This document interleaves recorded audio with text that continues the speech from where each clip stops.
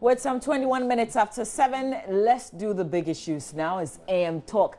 My guests seated, Member of Parliament for Odododio Nilante van der Poy and Emmanuel Tremanting Ejako, Member of Parliament for Ayawaso West Wagon constituency. Good morning to you, gentlemen. Good morning. Are you okay? I'm fine. Thank you for asking. All right. So I want us to briefly talk about the passing on of KB Asante, a fantastic diplomat, retired diplomat who was really, really active. We're told that he died on Sunday. What are the things that you want to share? Did you know him up close? He lived in La. Yeah. Well, thank you very much. First, let me say good morning to my senior brother, to you, and also all members of the crew here, and also to my constituents. I want to say congratulations to Gamashi. Yesterday we had our Panshimo. It was beautiful to see all of us apolitical. For the first time, we had one of the most united activities in Odododio. And I was on a platform together with the Director of Operations at the Office of the President, Lord Kombe, the Mayor of Accra, and my opponent in the 2016 elections. And it was good. And one thing that really excited me was the fact that a lot of the songs that were composed by the fishermen touch on the issue of unity and the development of Accra. That's how we should work together and then develop Accra and put politics aside.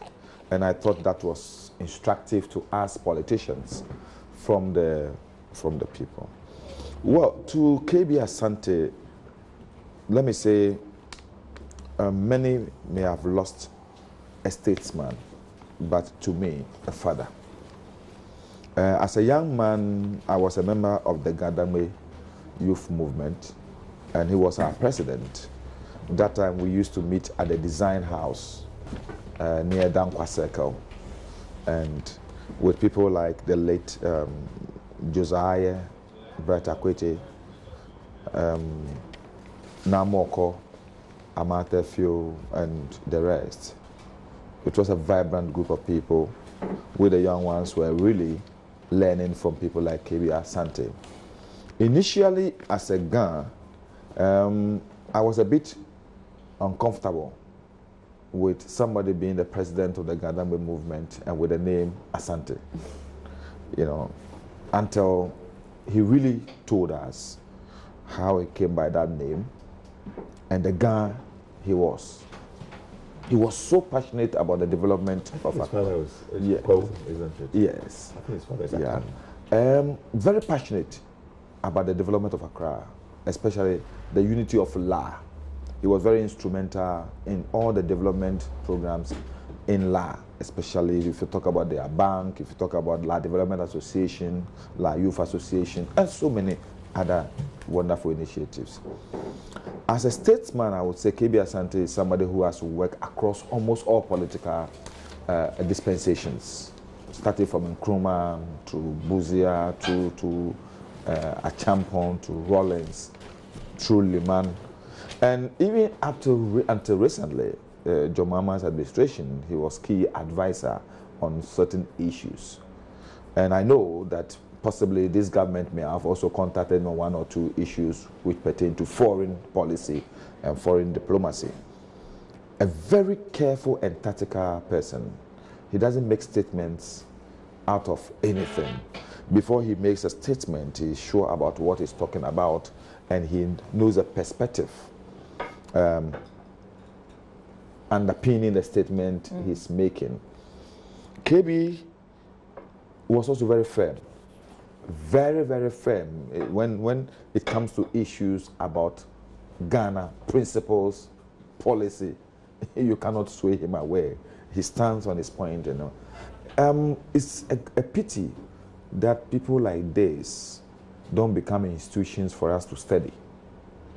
I mean, his personality should become a whole subject for students to study, to take after him.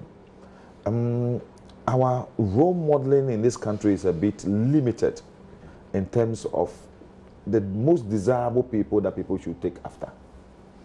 Our role model scheme sometimes go after people that we don't really make impact on society.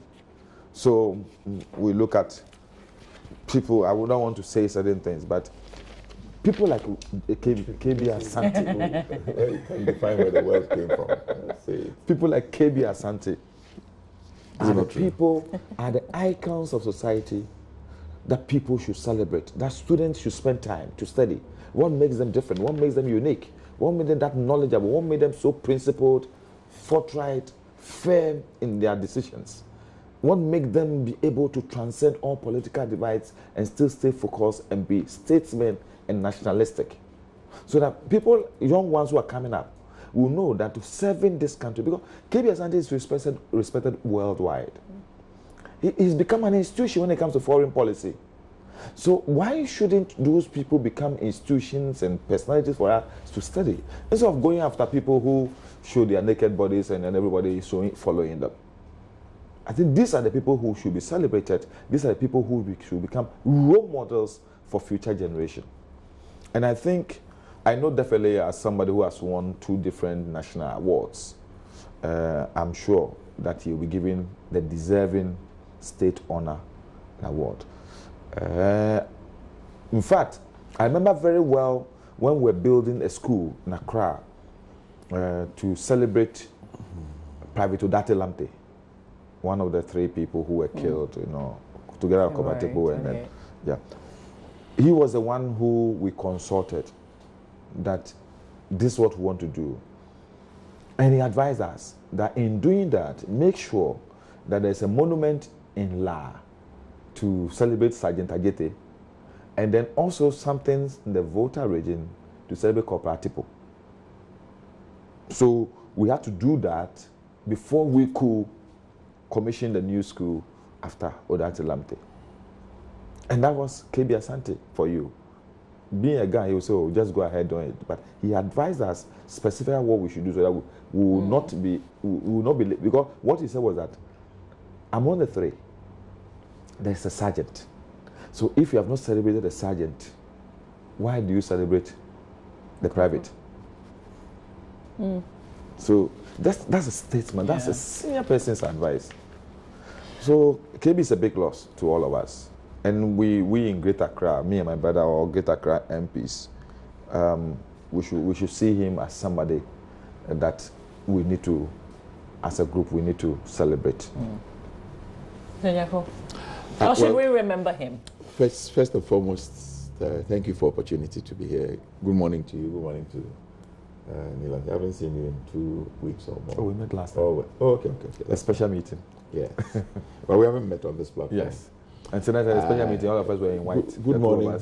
Good morning to our viewers, and most especially to my constituents.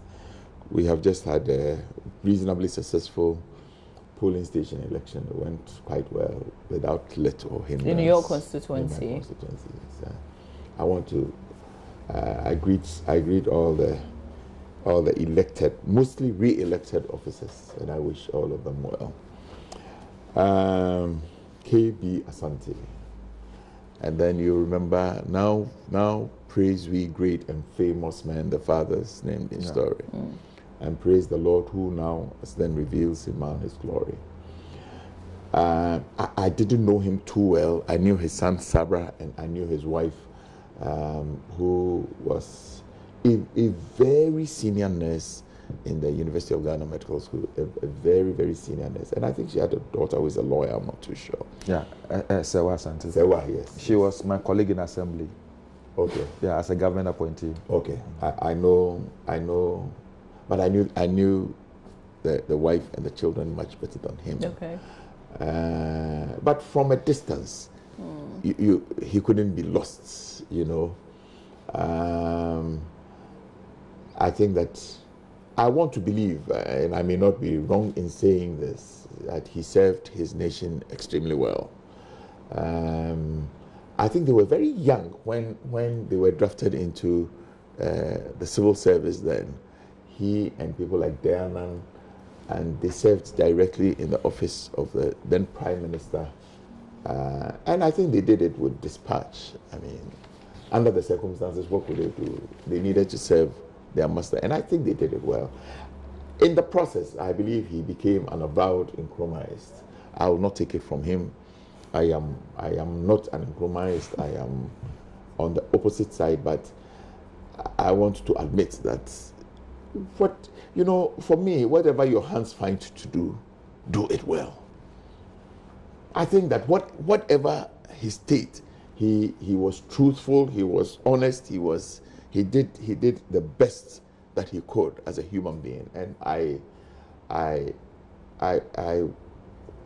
wish him a good repose. I hope that the nation will not forget in his death. I believe that he is a holder of a how do you call it? Order of Volta. Order of Volta. But I hope that in his death, the state will also not forget to give him a fitting burial. I want to re-emphasize that the most important thing is that you must have the courage to live by your convictions. And I think that he was one of the people who had courage to live by his convictions. He spoke his truth loudly and clearly. You might not agree with everything he says. Okay, I am Gadagbe, just like him.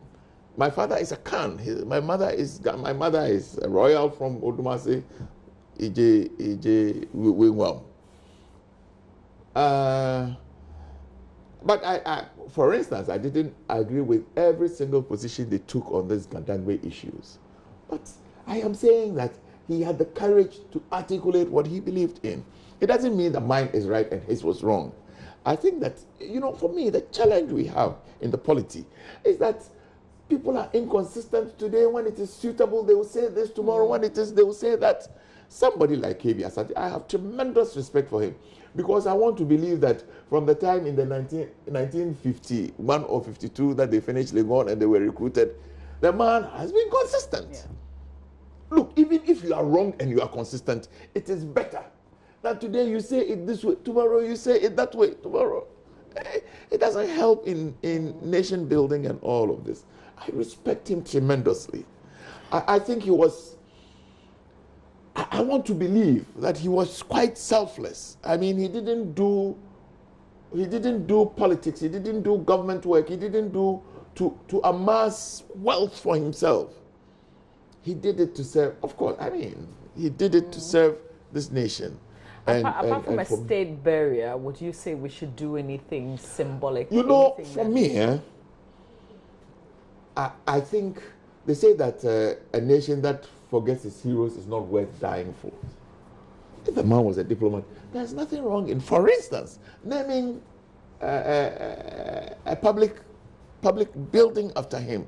I think it should not just be him. There are too many Ghanaians who have stuck with us through thick and thin, and we must find a way to remember all of them. I didn't know. Recently, I was somewhere and I saw Dansuman. I was happy to see one of the major thoroughfares in Dansuman is called Lieutenant General Kutu Achampong Street. Take it or leave it. Dansuman, he was very instrumental in Dansuman becoming what it is. You might completely disagree. Maybe somebody will tell former President Rawlings and he will not be happy. But you cannot take away General Kutu Achampong. He overthrew the church. My father was quite senior in the government. But he had his turn. In spite of everything that happened, you can point at 2 or 3 things that he did quite well. Operation Feed Yourself. Dansuman. One VRA Dam. Yes. You understand me? I was happy that we must not forget. I could be very controversial. Sometimes I hear that people say we shouldn't call Kotoka International Airport. But why? Kotoka didn't play a part in this, in our nation's life. He did. I am happy that there's a huge monument called Kotoka International Airport. This country does not belong to one person. This country belongs to a myriad of all of us. And anybody who has contributed, like KB Asante, deserves the honor.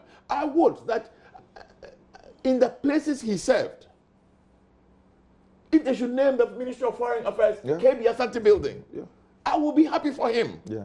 he has served this country well. I may not agree with him on everything he did, but that is my position. That is his position.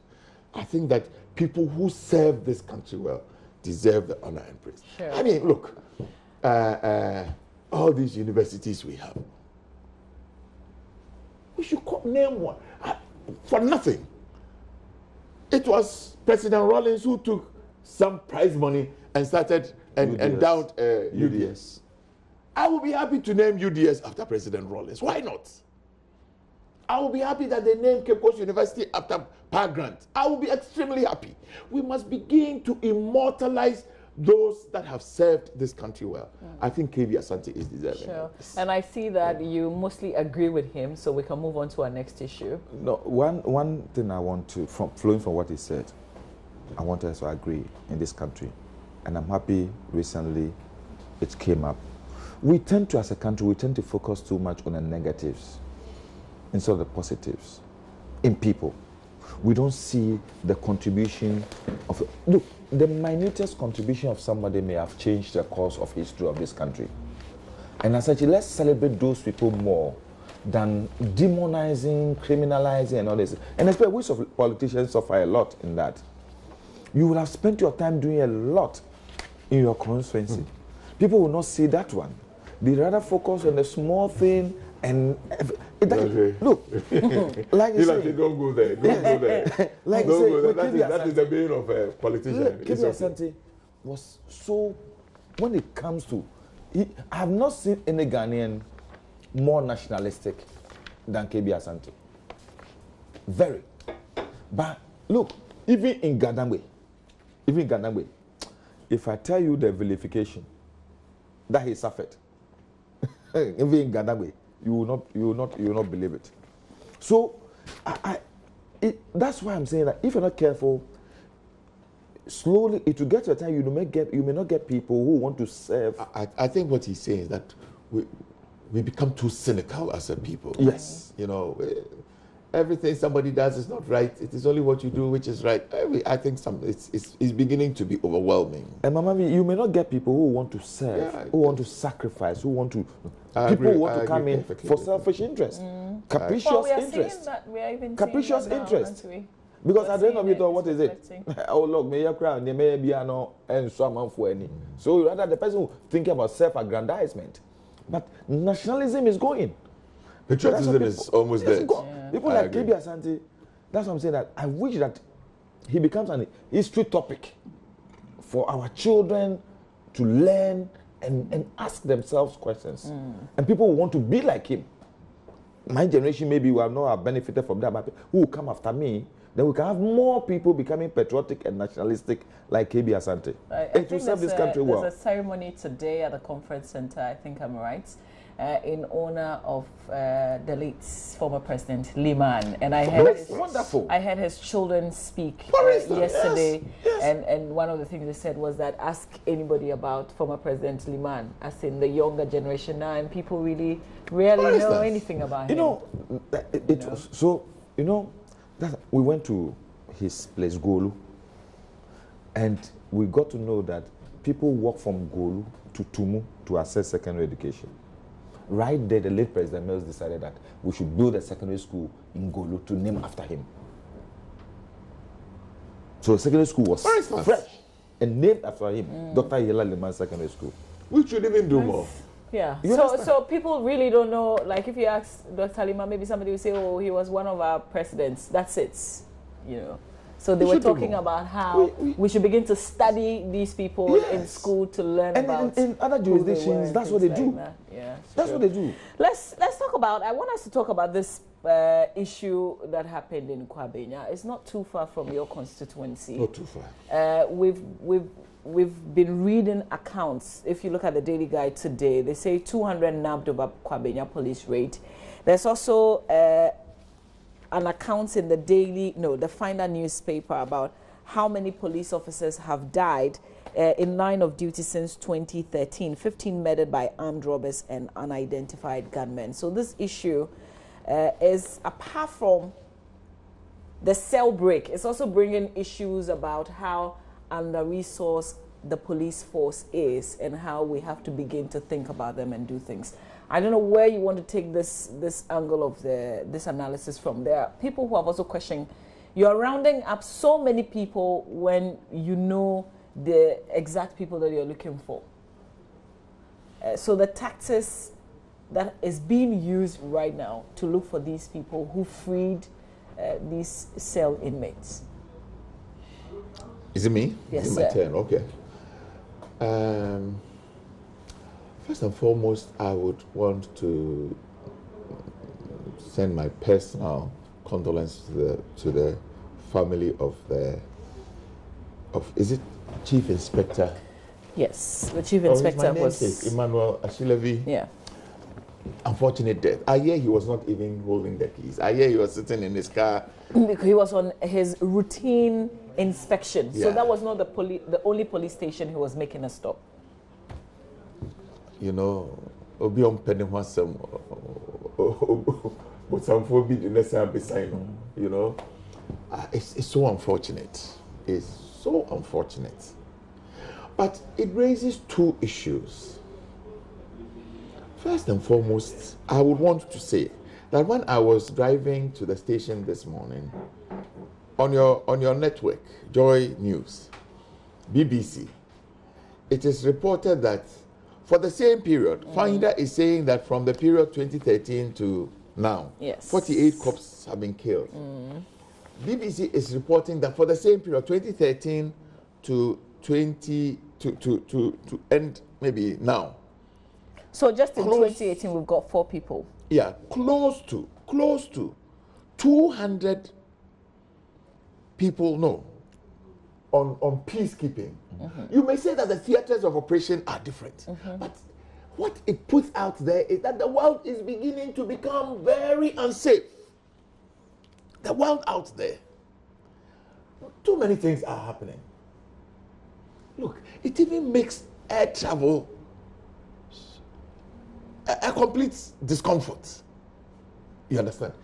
There's too much of terrorism and the trade of narcotics and money laundering and human trafficking seems to be on the ascendancy. They're beginning to become very bold in the things they do. Sometimes we think it is far away. Now that it is reported that ISIS is uprooted from Iraq, we hear that Africans, people who are like us, went to support that cause. So they should be coming back now. And especially in Libya. After all the disturbances in Libya, people who went there to fight, they are all going to come back now. So we must begin to prepare for all of these things. You know, when people have gone to war, the unfortunate situation in Liberia and Sierra Leone, or even Cote d'Ivoire, you know, once people test war, once people can just shoot and kill, nothing matters to them again. In the process, they begin to do drugs, they begin to do a lot of alcohol, and when they set out to attain a target, nothing will stand in their way. Okay, I mean, if they had been patient and asked, Master, what are you doing here? They wouldn't have killed this poor man. Because I hear the keys to the cell was not even with him. You know, but they have no patience. They had set out on a target to free their friends. Anybody who stood in their way had to be cleared. What I am saying is that the security situation, not just in Ghana, I believe that people like Dr. Kwesi Enin and his ilk will all attest to this. We are beginning to face major threats. They keep talking about the arms, the small arms in this country. Sometimes the problem I have is that all of us in the comfort of our homes don't take these matters seriously. When they talk about small arms, oh, it is some people's problems. But you see, it has consequences. The second thing I would want to speak to about this matter is once there is a heightened security threat, what I really want to find out is that are we mobilizing appropriately to match that threat? The criminals are beginning to be very brazen. I am hearing that they are not using homemade pistols. They are not even using kafugben, pump action guns. I hear they are using AK-47s. Our police people walk around unarmed. Police, first line. I mean, so if I'm a policeman and I don't have a pistol, not even a pistol on me, but the man I am going to face has an AK-47. What would you do? What would you do? You understand? I think that these are the things we must begin to look at. All of us are beginning to admit that we have not done too well in resourcing our state security apparatus. Myself and him were in Parliament. Maybe it will be inappropriate for us to talk about it here. But we see the budgets, the requests they bring every day, and how much is appropriated.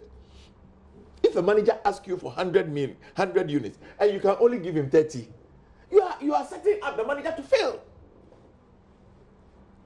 Sometimes we are told that the police service, beyond paying their salaries, they don't even have money to buy fuel. Mm-hmm. We hear these things. Let us ask, how many of them go out with body armor? Even communication gadgets. I've just been told that they don't even have pepper spray, tasers. I mean, you know, and you are asking basic, him, ordinary tools. You are asking him to go and face somebody who has bought AK-47, maybe that has come from one of these war-torn countries. You are just all of us as a nation. Look, yesterday I visited the James camp in my constituency. Yes. And I the first question I asked is, Master, I asked the commander, how come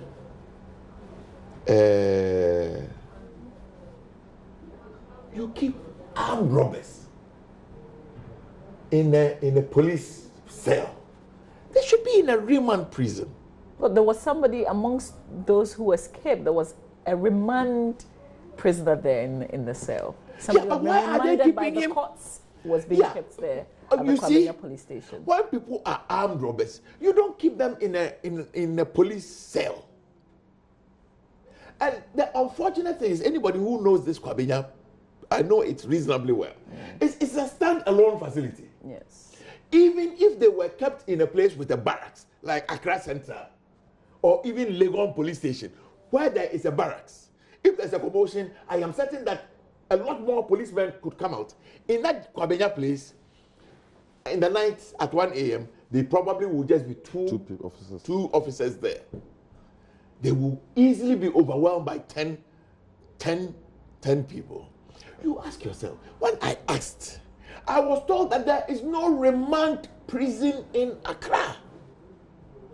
So all these armed robbers, all these hardened criminals, if they go to court, you must take them to Nsawam. Sometimes it is not just possible. Sometimes they don't have fuel to transport them to Nsawam. You see, so I think that this must be a huge wake-up call. I am saying that if a manager requires 10 or 100 units and you give him 30 units, you are setting up the manager to fail. You understand? So this one, I have heard political commentators want to make politics out of it. If we want to make politics out of it, we can all begin to equalize. But I think that, you know, in the Bible, in the Psalms, they have something they say, Selah. Selah means pause. I think time has come for us as a nation to pause and reflect. I think it is not fair to put out police people if they don't have guns to go and meet armed robbers. They are called armed robbers. I think it is not fair to put out, to say we have a police force, and when you even call the phone is dead. I think it is not fair to have police people who have to take their own money to buy fuel into their car for the patrol. It's unfair. Yeah. It is completely unfair. You know, when you do this, then what you are saying is that the police people should collect money from the individuals to do this. I mean, in my constituency, I bought some little cars for campaign, and one of them, when we are finished the campaign, one of them, I'm giving it out to one of the police posts. The guys don't know what to do, but I look at the car and say, oh, this car that I bought second or third hand, and I've used it for campaign for 1 year. Come and see the inspector. He wants to fall down on the floor for me. I think it is not fair. But how is he going to maintain the vehicle? That's another matter. I didn't take it. I told them I was going to take it yesterday. But yesterday, when I looked at the ties under the car, I called them and said, oh, at least let's change the ties and give to them. But you see, yes, philanthropy is good. But as a state, I think we must begin to rise to our responsibility. Sure. And I am not being government specific. I mean, I've been in parliament in the last 5 years. I have seen the Ministry of Interior budget slashed into half. That's unacceptable. I totally agree with what my brother has said on this issue. But you see, sometimes I say that there's a Ghana adage that says, "Shiton na wa eloni jiosan shiton na wa akeyo." Do you understand? A fish that is slimy, you use very hot pepper to attack it. You understand? The issue of general indiscipline, insecurity has to be dealt with as a nation. We must deal with it. And I'm being frank with you. How? You see, we sometimes as a country, sorry, and internationally, I've always said, flowing from what he said, the world has not dealt decisively with people who go on a tangent of violence and crime. Look, I have said it somewhere on an international forum and people said I was going out of it. But you see, when this whole issue, I'm telling you, if Saddam Hussein had not been removed, if Gaddafi had not been removed, ISIS couldn't have shown their faces. Because they were being dealt with ruthlessly in those environments. But as soon as they were removed, it fed these people. Because what you say is that democracy may not be too good for the world. In certain instances. You understand? So how do we bring it home? You see, let me tell you. In our context. Back home in Nigeria, there was a time that spate of armed robbery was so much. There was a famous armed robber, what's his name? I've forgotten. He harassed almost everybody in Nigeria. Yeah. Do you know what Nigerian government did? Or something. Yes, Anene. Do you know the decision which was taken by Nigerian Senate? They gave the police and the army fire for fire. Yeah. And do you know what? Within 2 years, Nigeria was virtually, Nigeria were living in peace. People started opening their barriers. In those days, Nigeria, for every community, there was a barrier. Yeah. I know. People were living virtually. So what are you advocating for? I'm saying that as a country. The man is advocating for fire. Oh. As a country, we've seen it. Just downstairs. We don't say certain things. But even during the time of a particular government in this country, it got to a level where we decided that must go. And it virtually brought down armed robbery and things in this country. People, it's not. So again, what are you saying? What I'm saying is that as a country, we must be decisive. Let's sit down and, like Emin said, critically examine our security apparatus and structure and composition as of today. Look at the various weaknesses within a system. Equipping them is one, their sense of direction is two, and their what I call decisive action in certain situation is three. Whatever balance. Look, we have lived within an environment, we can say Ghana is peaceful, forgetting that all the countries around us are experiencing some turbulence in terms of security. And you think there won't be ripples here? Yeah. When those people are being chased from their countries, they find Ghana as home. Because we have, one, we have loose borders. Two, The Ghanaian policeman has been trained to be more friendlier than any other person in the world. Or the immediate surroundings. But are they?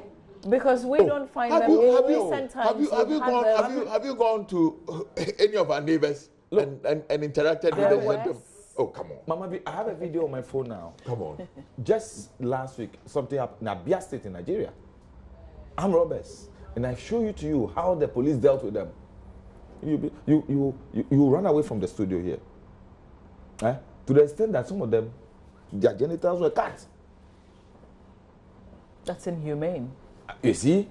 You see? But the armed robbers do the same. You see? That's inhumane. Don't. I didn't say that. You see, you see, we are as Ghanaians, we are more pious than the Pope. And and that is the reason why you see somebody robbing, he's accosted, and people try to deal with him. And then you see people crying, oh, young man, that is the issue. And they are on fire. It is, but we forget the other side of it. Look at this policeman. What has he done? Or to the baby? Sitting somewhere in his car. Doing his duty. His normal duty. Doing his duty. Doing his work. He's gone. His wife and children. He told his wife, I am going and come back. Look at Major Mahama. His legitimate duty. Look at the way he was killed. So I'm saying that these things must be dealt with decisively. Sometimes people like us, people think that we are proponents of violence. No, the way I was brought up, and the environment, it's not buga buga. You are dealt with to let you know tomorrow that I told you something. This mark. Do you know how I got it? Kid, primary school. Today they don't even beat the children in school again. Do you know what I did? Just because a lady came and sat at I told her to get up off my desk. And you pushed her. And I pushed her. The teacher called me and said, you don't do that to a lady. Give me. And I tried to block it. I had this. So these are always a constant reminder that you don't touch a woman that way. You understand? So we've made this country become like where people can do anything they like. Impunity is developing.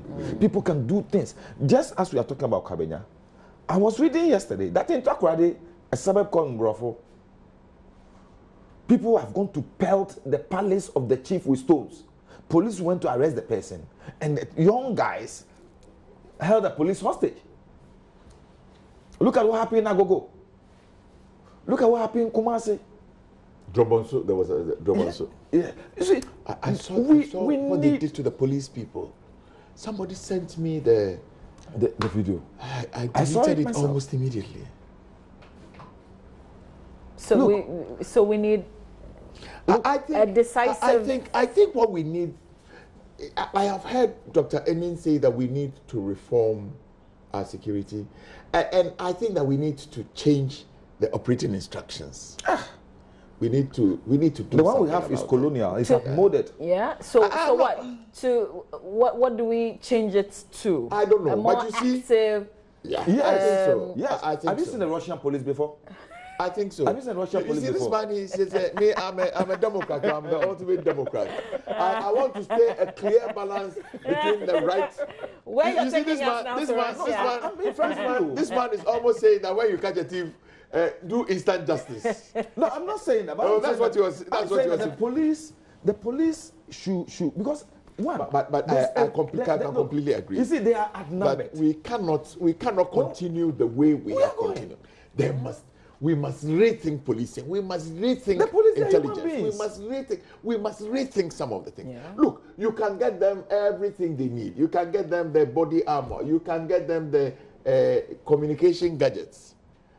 I believe that we must relook at their rules of engagement. Okay. It is also important.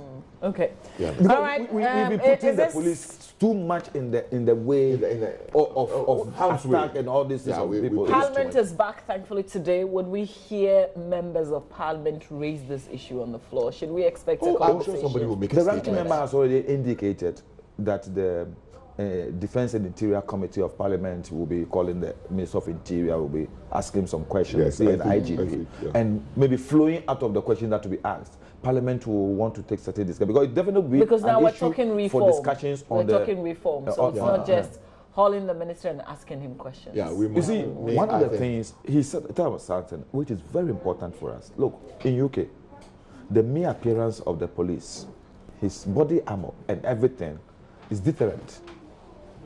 Because within a second. That's why you took us to Russia. Yes. You know, and the Russian police, he will not laugh at you. You see, they say they are social democrats, they are communists. No, I spent some time there. And you see, take Russia, China, those socialist countries. North Korea. North Korea, I'm North Korea. No, even South Korea. No, Even I'm South North Korea. No, they deal decisively. Look, let's even take a country like Malaysia.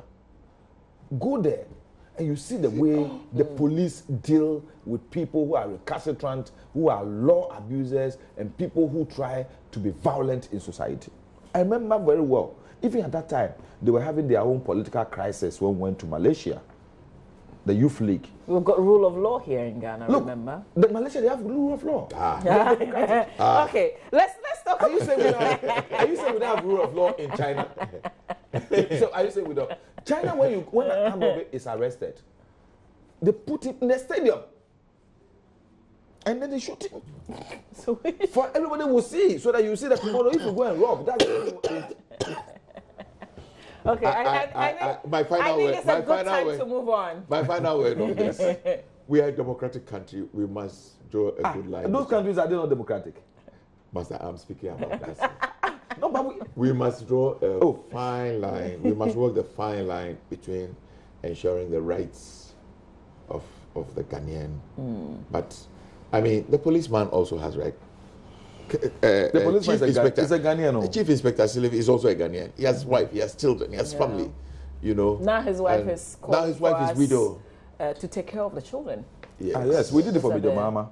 Yeah. So I think that we must. So we need you. We need our members of parliament. we must re-echo. we must You remember those policemen who were killed just on the Abeka? Yes. During the robbery. Look at the policeman trying to assist somebody else was killed, but just like that. I want us to two things before we wrap up because Parliament is back. So we will talk about this particular sitting. This second meeting is the second meeting, but I want your take because we haven't had you in a while. And this issue about our vice presidents. The reason we have an acting president today, your speaker is our acting president until our president is back. So this issue about our vice president not well. We want to hear from the information minister, and that's the. Let's hear from Mustafa Hamid before we take a bite.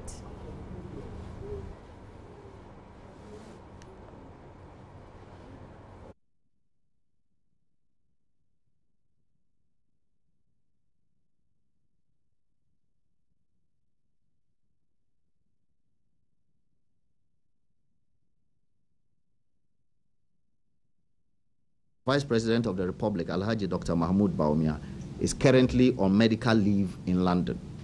We wish to report that he's doing very well. The Chief of Staff and other senior government officials have been talking to him. God willing, he'll be back home shortly to resume his duties.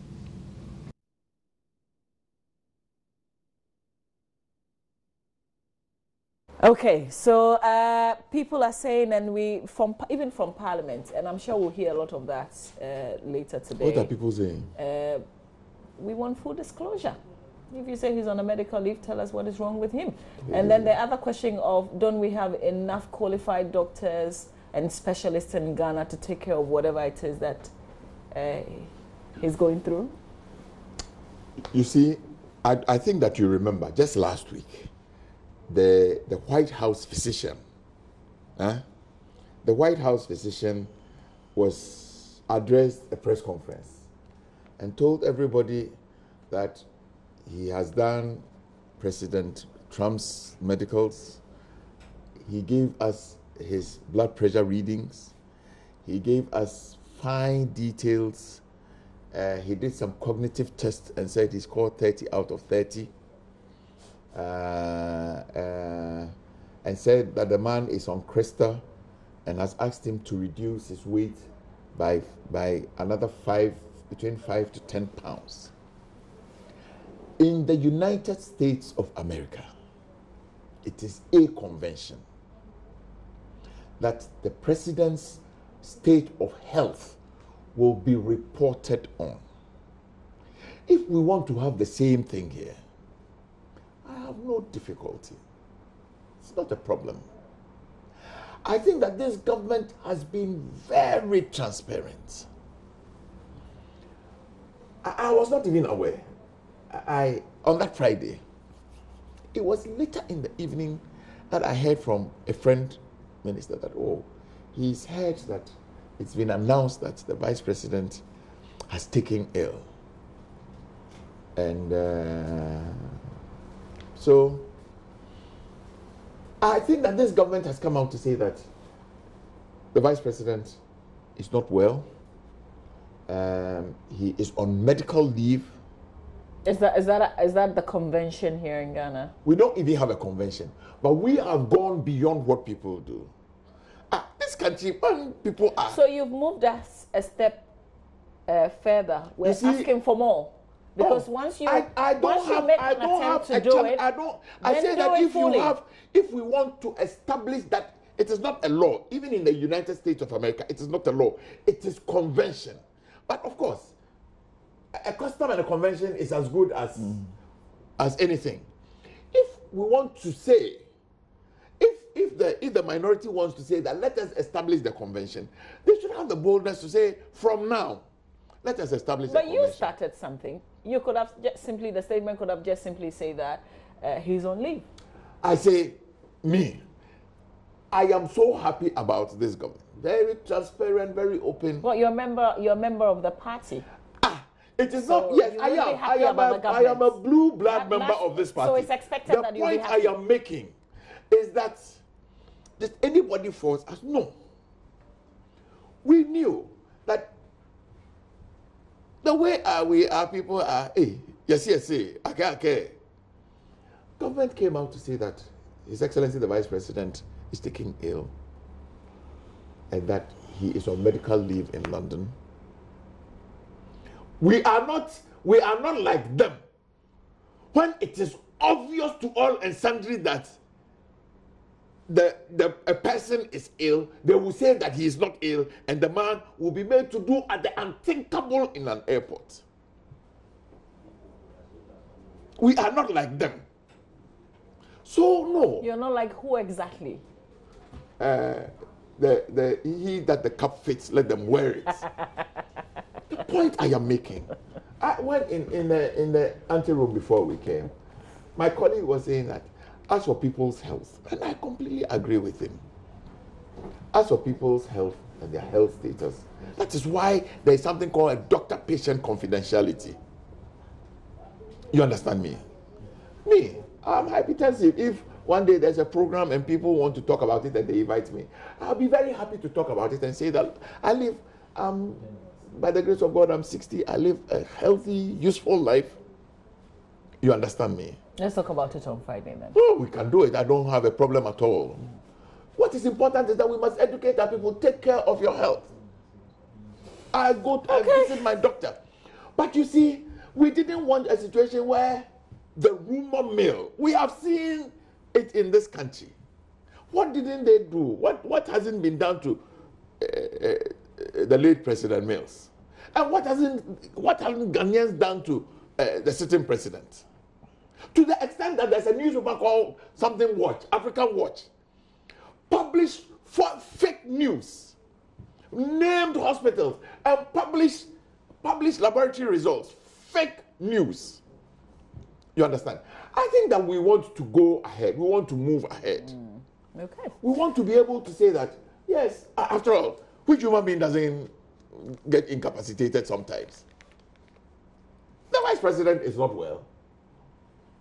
So what? So what? But we have been decent and honest to tell our people that the man is not well. He's on medical leave. He's in London. I mean, we can argue about whether it is important to send people abroad or not. It can be another whole argument one of these days. But what I don't like is the pretense. Okay. The things that you used to do, when somebody does it, then you are beginning to complain. What has changed in the last 1 year? Mr. Oh, come on. Please answer that. Well, you see, let me make a point clear. And I'm happy my brother made reference to what I said before we came into the studio. I think that people's health is their private property, it's their private thing, and people must respect it that way. That's why there is patient-doctor confidentiality. If you even go to a medical this thing and the report, sometimes they don't even open it and don't show it to you. So yes. I believe seriously that the only thing the Constitution talks about when it's talking about qualification to hold public office is that the person must be of sound mind. So as for mental evaluation, I wish that anybody who is appointed to any position in the country will fulfill that constitutional provision. Let's do mental evaluation of the people because let's move a private yes, I'll be very happy with that. Yeah. That one, because I've been a minister before. When I was appointed as minister, I don't think anybody did an evaluation, medical evaluation of me. Nobody asked for it. So if I was a madman dressed in suit, then I was given the position. You understand? So I think that we must respect what the Constitution says. That's the only thing I expect that we should do. But as for people's ailments and things, look, a brand new car that you pick from the showroom, between the showroom and your house, can go off. You understand? So I'm saying that as for people's personal medical distance, but as for what the Constitution talks about, people must be of sound mind in order to hold position in the country. I will ask that every Ghanaian who is appointed under Article 71 of the Constitution must go through that, must show cause why we should entrust the position into his hands, because he is sound. He can make sound judgments and all this. That's a very valid point. That, to me, is important. Apart from that, any other issue, if somebody is working, you could be working and you break down. So I have no problem with the vice president having been taken ill at any point in time. That's why I was telling you, I thought that press conference by the Minister of Information was totally unnecessary. You've issued a statement saying that he's on medical leave, period. There was an update. He's what well. Update? He would resume He issued soon. a statement 3 weeks ago. In the statement, they said as soon as he recovers, he will resume work. In the statement, the earlier statement which was made. I think he should take leave. 2, they said that he needed a leave. So he's taking a leave. Look, what is it? Let's face it. Since 2008, this man burst on the scene. I really and truly don't believe that he has been on leave. It was the same thing to me. 2008, then we came 2012, then all this court, 2016. Massa, what did not be firewood? That one, they are going somewhere else. Oh, is that one? But in another sense, they fired your bro. Maybe say body no be machine. Body no be machine. Even machine, they have to stop and maintain. You understand me? I don't see what the big deal is. I am happy that we have put it out there in the public domain. We want to cut out the rumor mill. The man is a human being. You know, the man has taken ill. But bro, he is on medical leave. I want his doctor to say, go on leave for 6 weeks. Bro, Ghana will not die if the man stays on leave. Bro, but do you know why? I'm happy you've raised this issue. That's why even at the time of Professor Mills, people like us were against those who were urging for disclosures and all those things. Because I thought it was unnecessary. What I didn't like is that you will say that the man is not ill. But the man himself came up and said, I've been ill, I've been sick, I've sought medical attention, I'm okay. And that is enough. The man himself said it. He asked the question, which human being doesn't get ill at a time? You remember? In the castle, when he did his press, just like the President Akufo-Addo did, he did. He said it. He said, yes, I was ill. But what I didn't go through is a surgery, as some of you are anticipating. I don't have a cancer. But where the person physically has changed, you see every human being the person changes is at changing. a time. Mama V, as I'm sitting here, I'm not looking the same way I was looking 6 months ago or even 1 year ago. But sometimes it's more drastic. Look, I'm saying that. You see the physical appearance of the person. I don't want us to go into all right. this matter. The point I am making is this. The point I'm making is this.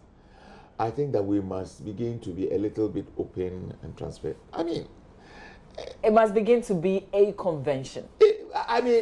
His Excellency the Vice President is taking ill. He is on medical leave.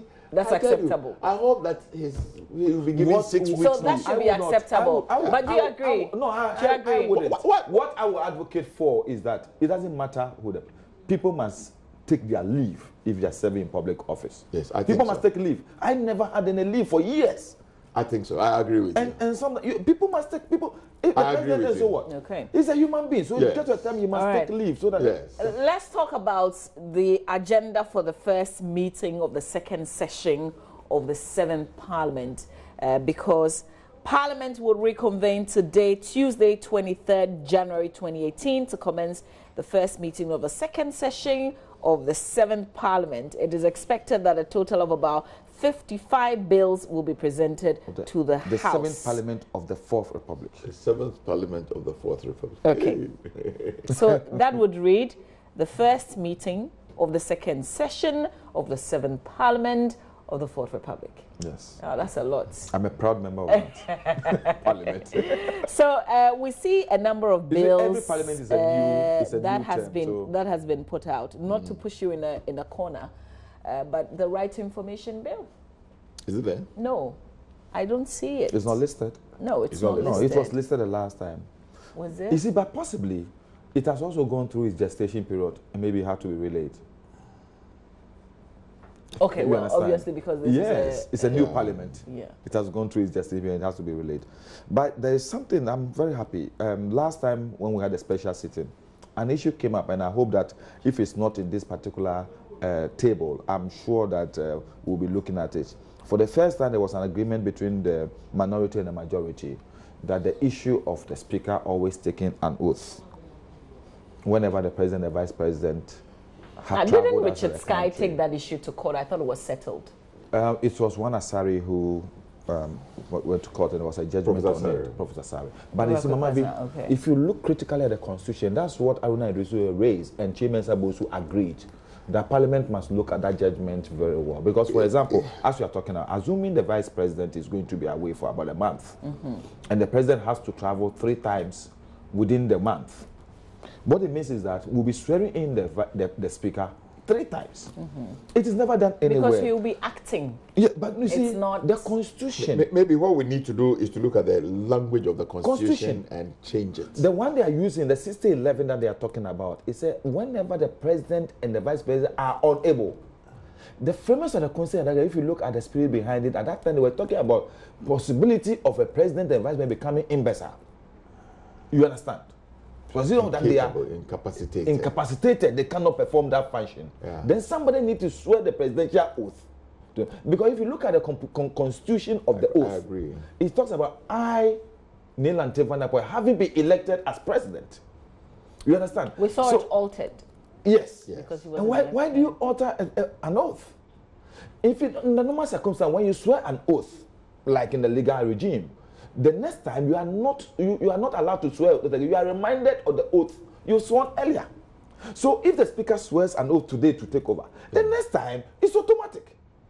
Because I think so. I agree with it. You know, let's assume. I hear that Davos is coming up. World Economic Forum. I don't know whether His Excellency the President will attend or he won't attend.